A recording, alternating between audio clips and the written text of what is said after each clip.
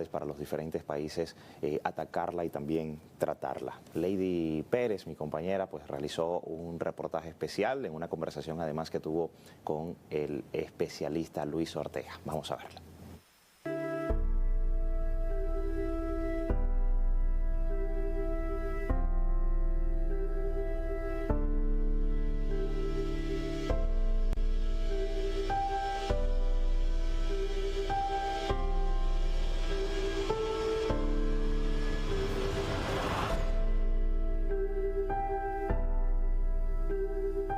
Doctor, mucho se habla de salud mental, pero siempre es importante destacar a qué nos referimos cuando hablamos sobre salud mental. Mira, la salud mental es un componente de la salud, de la cual sabemos mucho que no está muy bien visto, no está muy bien difundido todavía, aunque hay mucha ola moderna, ¿no?, de la salud mental, la prevención, todos los trastornos mentales. La verdad es que nos falta mucho todavía comprender que la salud mental es una alteración, es una función de equilibrio a nivel del cerebro y de las emociones. Entonces, mientras no tengamos claro qué es la salud mental, porque lo tendemos a confundir con la neurología, con la endocrinología, con muchas otras ramas de la medicina, cuando la salud mental es aparte y tiene su propio campo. Es decir, que es más profundo de lo que simplemente podemos decir como salud mental, sentirse bien y demás. Hablemos un poco acerca de la ciencia. ¿Qué dice la ciencia específicamente sobre la salud mental, sobre nuestro cuerpo, cómo pensamos, cómo nos sentimos? Mira, es importante saber que la salud mental tiene dos componentes, que es la parte psicológica, que es la parte donde están los psicólogos, que es las terapias habladas, las terapias físicas, todo lo que tiene que ver con las terapias ocupacionales, y está la parte médica, que lo componen los psiquiatras, ¿no?, donde utilizamos psicofármacos para poder cambiar lo que es el cerebro y poder ayudar a una persona a tener menos sufrimiento, porque creemos que la salud mental no es un sufrimiento real y que las personas pueden modificarlo a su gusto. No pasa así. Tenemos muchas veces que ayudar al cerebro para poder hacer que este mismo se pueda ayudar a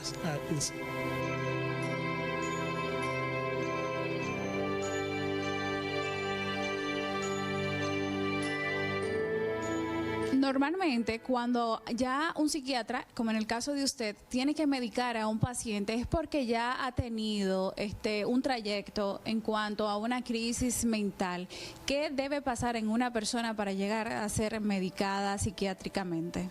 Mira, no tiene que tener un tiempo, sí tiene que tener una serie de diagnósticos que tenga la necesidad de ayuda de fármacos. Vamos a decir, un episodio de un ataque de pánico muy grande solamente en un momento, y algunas veces hay que medicarla. Entonces no importa tanto el tiempo, sino el tipo de diagnóstico que vamos a hacer al paciente, ¿no? En algunos casos el diagnóstico es un diagnóstico más grave, por lo tanto vamos a tener que ayudarnos de la psicofármaco. Cuando el diagnóstico es un poco más leve, un trastorno adaptativo, que es una de las cosas más frecuentes, ¿no?, cuando las personas no se adaptan a las situaciones difíciles, ya ahí lo trabajamos más con parte psicológica y han logrado tener buenos resultados. Hay que quitarle el miedo a la gente de que psicofármacos, de que te vamos a cambiar tu cerebro, de que te vamos a empastillar, de que te vamos a poner como un zombie, porque la verdad es que los psiquiatras que saben manejar bien los psicofármacos, pues no pasan estos efectos secundarios, y si pasasen, un buen psiquiatra lo cambia para que el paciente no pierda calidad de vida. ¿Y cómo funciona esto en cuanto a las terapias en consulta? Es decir, primero van a donde el psicólogo y el psicólogo los refiere hacia el psiquiatra. Es un tema polémico en este país, pero la verdad, en mi escuela, que yo estoy en España, lo ideal es que primero vayan a un psiquiatra y el psiquiatra diagnostique. Si el diagnóstico es, como ya te decía, más leve o más psicológico, no más leve, más psicológico, y los psicofármacos no van a hacer un gran trabajo, pues entonces lo derivamos a psicoterapia directamente. Cuando no es así, entonces el trabajo es conjunto entre el psicólogo y el psiquiatra. Por lo tanto, el psiquiatra puede tener una visión un poco más amplia, ¿no? Y puede diagnosticar más cosas que el psicólogo. Por lo tanto, mi recomendación es que vayan primero al psiquiatra y luego entonces derivarlo a un psicólogo. Aunque hay algunos psicólogos que son muy buenos y pueden llegar a tener especialidades de diagnóstico. Entonces, para delimitarlo, ¿cuál es la diferencia entre el psicólogo y el psiquiatra? Esa es otra pregunta muy frecuente. Mire, la psiquiatría tiene que hacer primero medicina y luego hacer 4 años de especialidad en psiquiatría. O sea, nosotros somos médicos especializados en la función del cerebro. Los neurólogos es de la mecánica del cerebro, nosotros la función del cerebro. En cambio, los psicólogos no son médicos, por lo tanto no pueden prescribir, ni ingresar, ni hacer ningún acto médico y se limitan solamente a la psicoterapia. Puede ser hablada, puede ser terapia ocupacional, pero no pueden hacer medicaciones.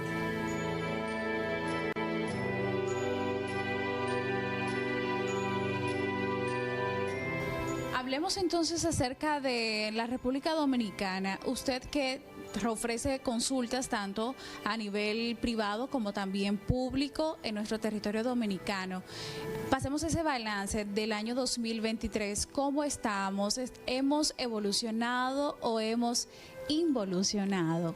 Mira, podría decirse que las dos cosas. En cuanto a la presencia de la psiquiatría y de la salud mental y la importancia que le están dando a la gente, la verdad es que hemos mejorado un poco, estamos más expuestos, podemos tener menos miedo de ir al psiquiatra, menos miedo de ir al psicólogo, no tanto como nosotros quisiéramos en el área de nosotros concurrimos, pero la verdad es que hemos mejorado cada año con relación a la aceptación del público y de los pacientes a venir a buscar ayuda.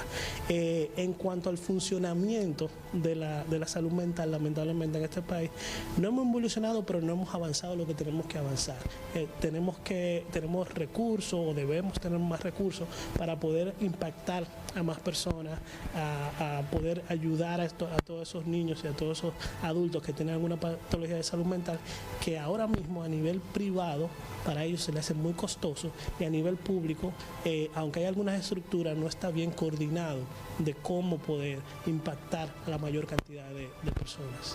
Tanto que se habla actualmente acerca de la salud mental, como bien usted lo está explicando, pero hablemos acerca de específicamente qué nos hace falta. Creo que los principales 2 factores que nos hacen falta para nosotros poder llegar a, como yo te decía antes, impactar a una gran población de nuestro país en cuanto a salud mental es, primero, tener personas con estrategia global. O sea, no tener personas que se han focalizado en algunos puntos. O sea, yo soy psiquiatra de niños y nada más me enfoco en esa parte de niños, o quiero hacer 3 o 4 camas, o quiero hacer un hospital de día. Eso al final ayuda, pero ayuda a muy pocas personas. Y la segunda es los recursos. Lamentablemente en salud mental, probablemente de la salud es la que menos recursos tiene.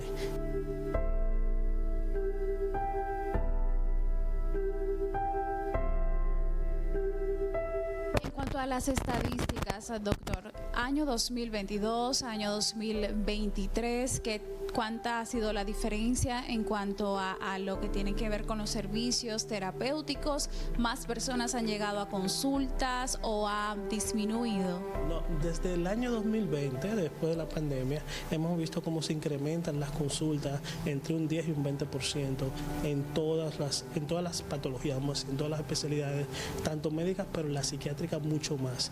Este año no ha sido la excepción. Hemos visto cómo ha incrementado las consultas, como te decía, hay más exposición en lo que es las redes sociales, en lo que es la comunicación, por lo tanto la gente viene con menos miedo a buscar ayuda a salud mental y sí ha habido un impacto grande en lo que es el aumento de la salud mental, como te decía, alrededor de 10 o 20% más de la población está acudiendo a nivel privado a la salud mental. A nivel público siempre ha habido una gran concurrencia. Hay tanta concurrencia que tenemos lista de espera en el hospital, por ejemplo, en el Hospital Santo Socorro, donde yo dirijo el área de salud mental. Algunas veces hay lista de espera de 1 1 o 2 meses por la cantidad de pacientes que necesitan ese servicio. Y sí, también hemos visto cómo se ha incrementado tanto las consultas como los ingresos en todo lo que tiene que ver la salud mental. En el área infanto-juvenil, los trastornos conductuales son los más frecuentes, ¿no? Cómo se comportan los niños, el déficit de atención también es muy frecuente, los trastornos de ansiedad son muy frecuentes en niños. Ya en adultos vemos los trastornos adaptativos, que es como la persona se adapta a las situaciones estresantes.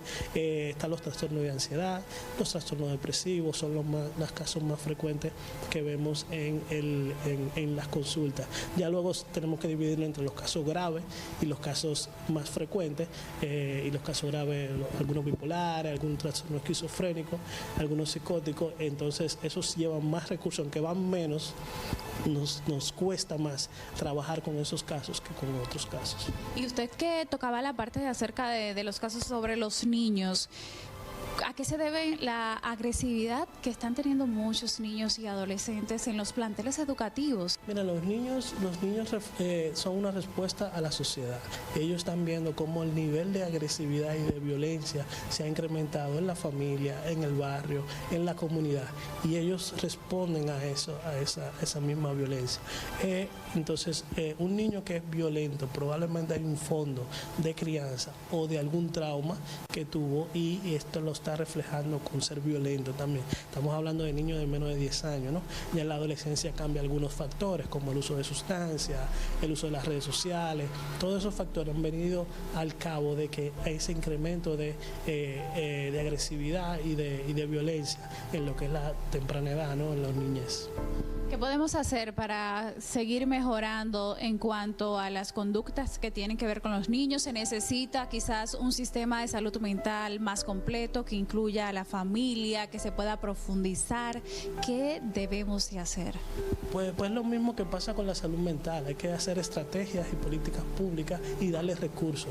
Por ejemplo, hay que tener psiquiatras y psicólogos que vayan a los colegios, no solamente psicólogos escolares, porque estos no tienen expertise clínica, sino también que puedan acudir, aunque no sea todo el tiempo, algunas veces, psiquiatras y psicólogos a hacer evaluaciones clínicas para prevenir estas situaciones o identificar las situaciones que haya, porque hay mucho estrés postraumático o violencia o bullying o muchas cosas que no lo diagnostica este psicólogo escolar, y tendría que tener a alguien más experto, una psicóloga clínica o un psiquiatra clínico, para poder intervenir con estos chicos y poder evitar estas situaciones de agresividad.